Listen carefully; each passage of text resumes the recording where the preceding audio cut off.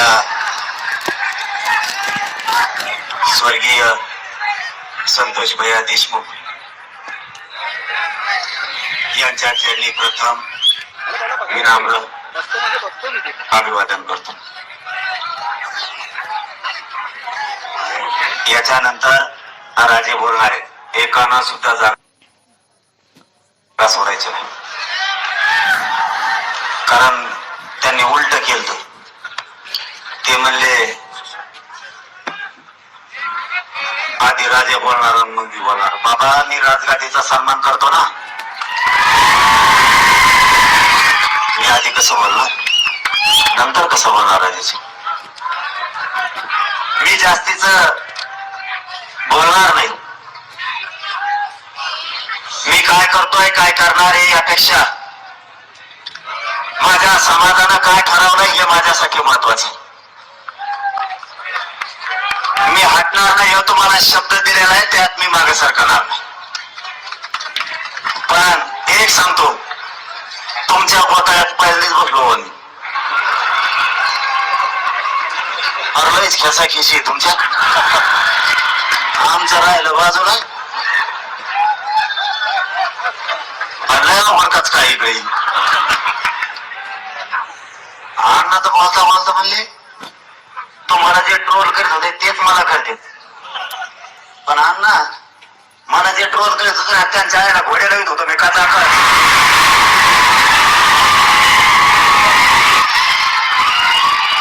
मी मुझे फिजिक नसतो आणि मी काय समजित नाही. मला माझ्या जातीवर कुणी जर अन्याय केला तर मी त्याला सोडित नाही, मग तो किती जागीरदाराच्या अवलादा सोडेल. आज सत्ताधारी पक्षातले मला दुसराही प्रश्न विचारला आणखी याच्यात की तुम्ही नाव घेत नाही. मी काही जण म्हणले लढत नाही. तुम्हाला काय माहिती मी लढतो का नाही. कुठला बायका का घेता, कसल्या घेता, कोणाला डाग लावता, आणि मी का नाव घ्यावा. ते सुरेश दस अन्नाच एकटा का येणं सगळ्याला पोहायला.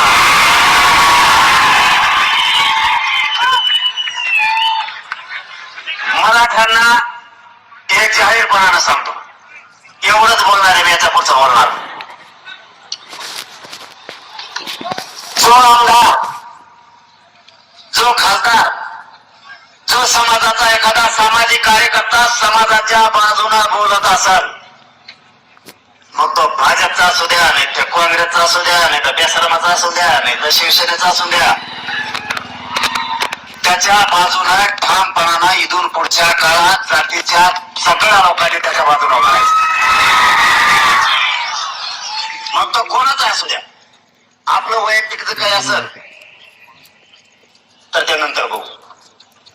प्रकाश दादा सुद्धा बोलले का नाही, संदीप भैया बोलले, परत ते विजय पंडित ते बोलले. आज गैरहजेरी पण समजा बोलले ना, हे सांगतोय मी. खासदार बोलले, मग पक्षाचं कोणत्या पण असू द्या, मी जाहीरपणानं सांगतो तुम्हाला, त्याच्या पाठीशी समाजाच्या लोकांना उभं राहायचं शिका. जोपर्यंत ते आपल्या बाजूने बोलतात तोवर आपण त्याच्या बाजूने, आपल्या सोडून पक्षाचा ओढा लागला ते ढकलू. समाजाच्या बाजूने बोलतोय तोपर्यंत समाजाने ठाम त्याच्या पाठीशी उभं राहायचं. आता सत्ताधारी पक्षाचे आमदार होते, मला वाटतं पवार साहेब होते बहुतेक. नाही, ते कागद फक्त बाजूला भरे. मग ऐकलं पाहिजे तुम्ही काय चाललंय काय नाही, घ्या बांधून बरं का. मग त्या थोपा सुटल्या कोणकडे सुटत असते.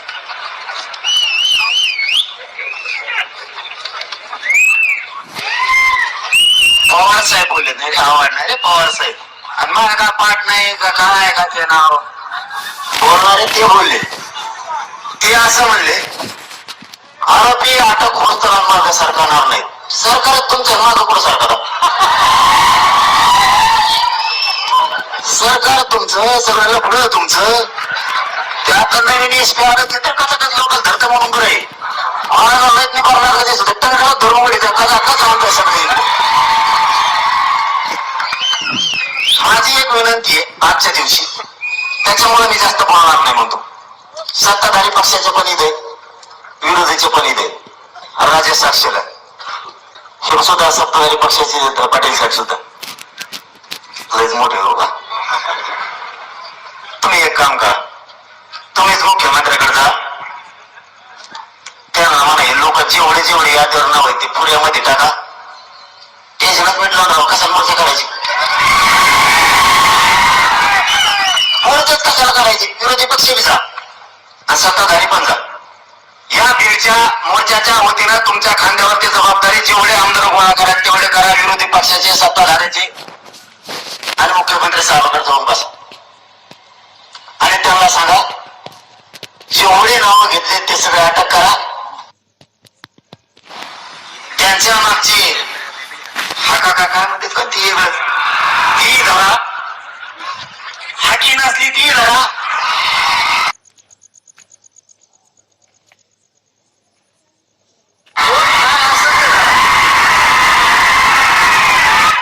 जाऊन दे 7:30 एकदाची मध्ये आणि पट्टे तुमच्या मागे, तुम्हाला थक्का सुद्धा लागून द्या. संतोष भैयाच्या त्या लेकीच्या चेहऱ्याकडे बघा. इथं भाषणे ठोकायला लागलो आपण. त्या लेकराला दारात बाप दिसत नाही. त्या लेकराने बापाचा छत्र हरवलाय. तिला जर दुःख आलं तर तिच्या पाठीवरून कोणी हात फिरायचं. तिच्या तोंडावर हात फिरवणारा सोन्यासारखा बाप गेला. तुमचे आमचे भाषण होत राहतील. तुम्हाला या कुटुंबाच्या पाठीशी राज्यातून उभा राहावा लागेल आणि राज्यभर हे लोन आंदोलनाचं पसरलं पाहिजे. प्रत्येक जिल्ह्यात तयारी करा. आपण आपल्या जिल्ह्यात सुरू मागा सरकायचा नाही कोणी. आणखीन एक चालना कारशी म्हणा, ही आणखीन हल्ले करू शकते. आता वाट बघायची. कोणी आपल्यावर हल्ला केला की उत्तर जशाला तसं जात इथून पुढे. आता जशाला तस, आता जशाला तसं. हे किती दिवस धरत्यात बघू, पकडे देत का नाही बघू. अरे आपण मराठीत मराठी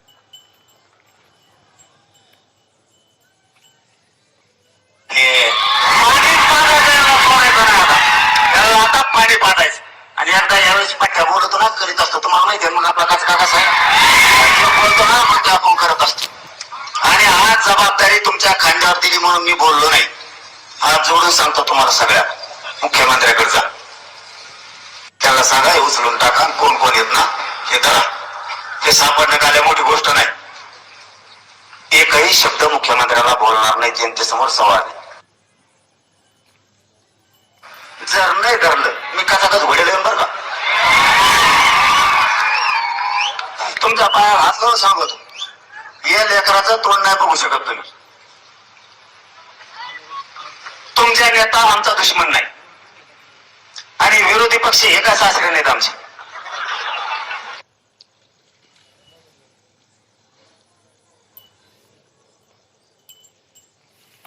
आमचं लेकरू गेलं, आमच्या आईच्या कंपाळाचं कुंकू पुसलंय.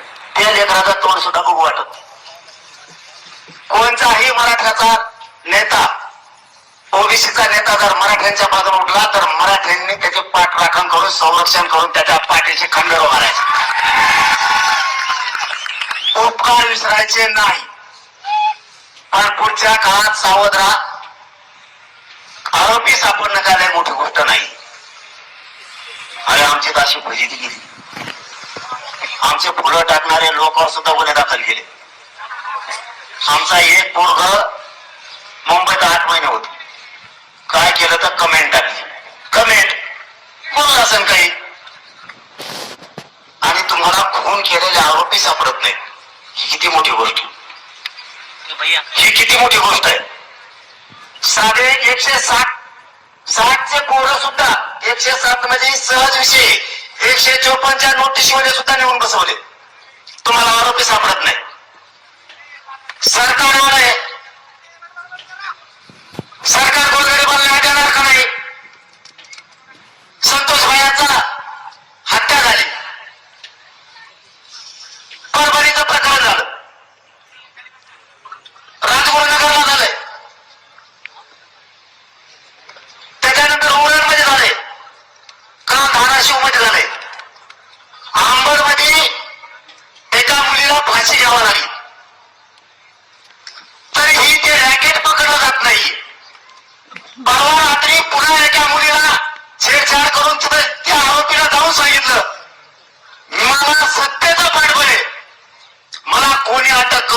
नाही. मी या पोरीला घरात घुसून उचलून नेणार असा आरोपी म्हणतोय.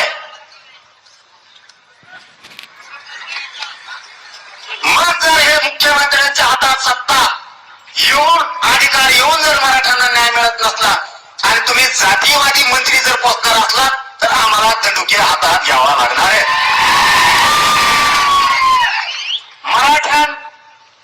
मराठ्यांना संपवायला निघाले जातीयवादी मंत्री जर तुम्ही सांभाळणार असला आणि साधे साधे ते चिल्लर चिलट तुम्हाला धरता येत नाहीत तर मग अवघड आहे. मग आम्ही जर खवळत आम्हाला नाव ठेवू नका. आज या मोर्चाच्या निमित्तानं तुमच्या खांद्यावरती जबाबदारी. आणखीनही या राज्यात जरी सरकार पक्षाला किंवा काही जातीयवादी मंत्र्यांना या राज्यात विध्वंस घडून आणायचा असला तरी आम्हाला घडून येऊ द्यायचा नाही हे प्रामाणिकपणानं सांगतो. तुम्ही सगळ्यांनी जावं, त्या आरोपींना पकडायच्या बाबत मुख्यमंत्र्यांशी बोलावं आणि कुटुंबाला घरी येऊन सांगावं आम्ही 2 दिवसात 3 दिवसात सगळे पकडणार आहेत. आणि जर ज्या नेत्यानं मंत्र्यानं आमदारांना त्यांना पळून लावलंय त्याचंही कुटुंब मान टाका. दुसऱ्या दिवशी सकाळी तो पळून गेला ना घरी, त्यालाही मध्ये जाऊ द्या. काय त्याची परवानगी अटक करायची परवानगी फक्त राज्यपालाची तर लागते. विरोधी पक्षाला अटक करायचं असलं तर राज्यपालाची परवानगी लागते. एखाद्या मंत्र्याला अटक करायचं असलं तर राज्यपालाची परवानगी लागते. राज्यपाल तुमचाची त्या विचारायला काही काम नाही, तेवढं काम काय होईल. एका झटक्यात तुमचं जे आवडायचं कमी होऊन जाईल. तुमचा झपका याकडे जेव्हा 50 का फुटारा झाले म्हणतात लोक म्हणून ते म्हणतात. मी समाजाच्या बाजूच्या माणसाच्या बाजूने मी आणि समाज कायम राहणार. मग तो कोणी पण असो, तो कुठल्याही पक्षाचा असला तरी आम्ही त्याच्या बाजूने राहणार. माझी शेवटची विनंती आहे, संतोष भैयाला न्याय देण्यासाठी तातडीनं सगळ्याला उचलायचा सांगा, नसता हे राज्य बदलून जाणार आहे. आणि कोणाचा बापाला 2 मंत्री नाही 50 बी केले ना, कसलीच ठेकेदाराच्या आवाज आली तरी म्हणत पाणी होऊ दे. माझी सगळ्यांना विनंती आहे, आपण या संतोष भैयाला न्याय मिळेपर्यंत बीड जिल्ह्यातल्या एकाही जनतेला मागे सरकायचं नाही. बघू आता त्यांच्यावरती जबाबदारी टाकली. मला आजच नाही झालं ते मुख्यमंत्र्यांच्या जवळचे दुसरे पवारसाहेब आमदार जवळच्या म्हणल्यावर मला वाटतं उद्या संध्याकाळ सगळ्याला टाकीत येईल 100% अशी आपण सगळी आशा व्यक्त करू. कारण आपल्या लेकराला लेखीला न्याय मिळत 100% आपण समाज विश्वास ठेवू. मुख्यमंत्र्याला म्हणा टाकाना राव कपा कपा उठला तुमचं तरी काय नीट राव, तुम्हाला का डिझेल विकत आणायचंय का काय का काय कणाकणा जायचंय ट्रक न्यायची टप्पू घरगावा कोचा द्यायचं टाकून सगळे गपा गपा जाऊ द्यायचं म्हणजे काय तर नीट तुम्हाला काय राव काय आणायचं तिकडे पैसे लागत देऊ का जरा काय एवढा लोड घ्यायचा तुम्हाला. साप नका पोचू, साप आहेत बरे. मुख्यमंत्री साहेबांना सांगा हे साप आहेत, यांना किती दूध जर पाडलं ना हे वर टंगडी करून उठत आहेत. पोचू नका यांना. तुम्ही पोचलं आम्ही चरबी उतरणार आहेत. मग 100% चरबी उतरणार. आपण ज्याची चरबी उतरी म्हणलो ना त्याची उतरत असतो. लय खतरनाक आव्हान आहे बघी. उतरणार म्हणजे उतरणार. आपण सगळेजण संतोष भाईच्या पाठीशी उभा राहू. संतोष भाईला शेवटी श्रद्धांजली होणार आहे. संभाजीराजेंचं भाषण झाल्याशिवाय एकानंही जागा अजिबात सोडायची नाही. कारण मला आधीच सांगितलंय तुम्ही बोललो की सगळे उठून पळत येईल म्हणले. त्यामुळे मी पण सोडणार नाही. अजिबात एकानं सुद्धा उठायचं नाही. धन्यवाद. जय शिवराय.